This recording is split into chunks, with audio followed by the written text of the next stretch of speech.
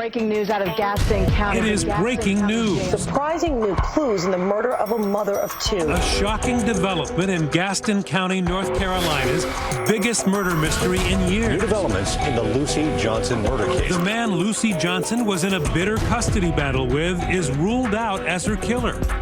And now, in an even more surprising move, the man Lucy had told everyone was the answer to her prayers, Mike Mead, is arrested.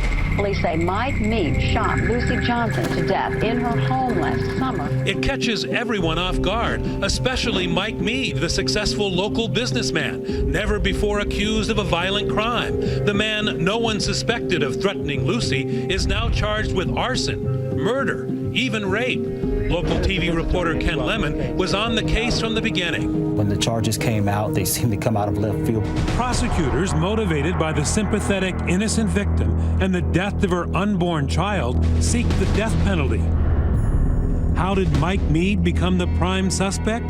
Police became suspicious when they first brought him in. He denied killing Lucy, but after this interrogation obtained by Discovery Channel, investigators are convinced that the whirlwind storybook romance is a sham. I just felt so in love with her, so close to her. It just hurts me thinking that you guys would think that I would even. Well, I don't have no motive. Why the I was going? We were supposed to be on vacation this week, man. I was really looking forward to spending my life with this chick. He usually described her as chick or that chick or something to that effect. Which was very, very unusual. Eddie Meeks is one of the prosecutors convinced Mead is the killer. We know he didn't trust her, and it was in direct contradiction to his love of my life story. And police say Mead was suspicious and jealous, pointing to this exchange. When you were suspicious of Lucy a little bit. Yeah, I just want to make sure she was shooting, when somebody else there banging her or something. If she was banging somebody, what would you do? I'd walk out. It was a tense few hours for Mead. You are the one who is not telling us anything. I tell you what, man, this conversation's over, okay? I'm done with I had nothing to do with this. He seemed to enjoy the cat and mouse game, so to speak. In fact, for police, Mike Mead was his own worst enemy. They interview Lucy's best friend, Dina Bradshaw, who tells them about an odd conversation she had with Mead the day after the murder. He was in too good of a mood. He was laughing. He was happy. He's talking about Lucy's breast and how he was going to miss them. He was not sad that he just lost his fiancé. Mead's behavior is enough to raise suspicion with Lucy's family. At Lucy's memorial service, her uncle says Mead made more inappropriate comments, this time about a 17-year-old relative. Mike leaned over and said, "Man, I sure like to have me some of that." This was at Lucy's, at her memorial service. The love of his life, as he called her. He was acting like he was at a party.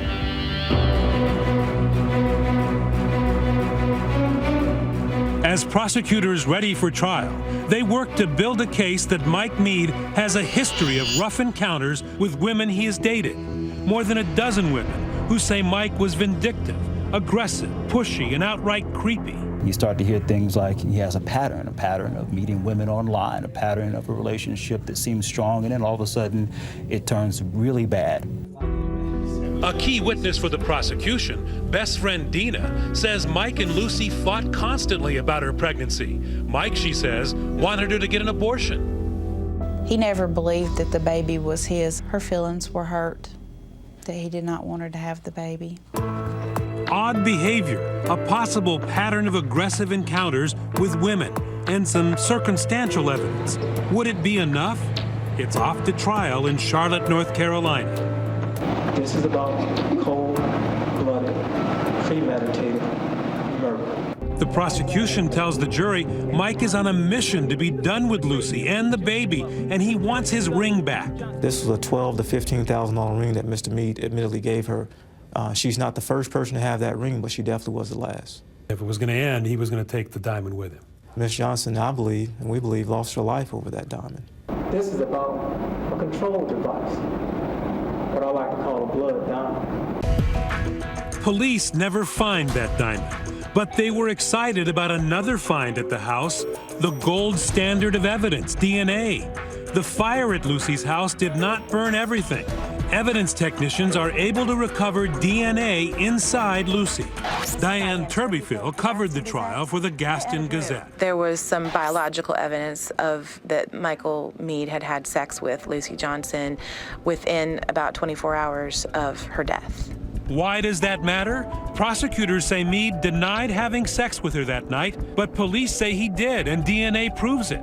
What's more, they say it was rape. Lucy would not have had sex with him willingly. Lucy was pregnant, and she had a condition that made having sex dangerous for the health of the baby. It was a flashpoint in Mike Mead's police interrogation. He is vehement the sex was consensual and several days before the murder. But you said you had sex with her after that. Real easy because she begged. You still had sex.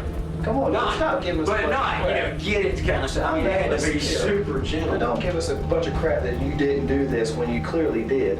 We allege. At trial, prosecutors aren't finished. They have a blockbuster surprise, a star witness who tells jurors, hold on, Mike Mead, he says, confessed to him. That's right, outright admitted he pulled the trigger that killed Lucy Johnson.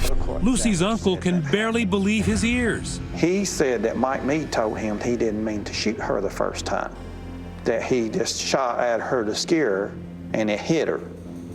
And it freaked him out so bad because she was jerking around, and that he went and shot her again in the back of the head.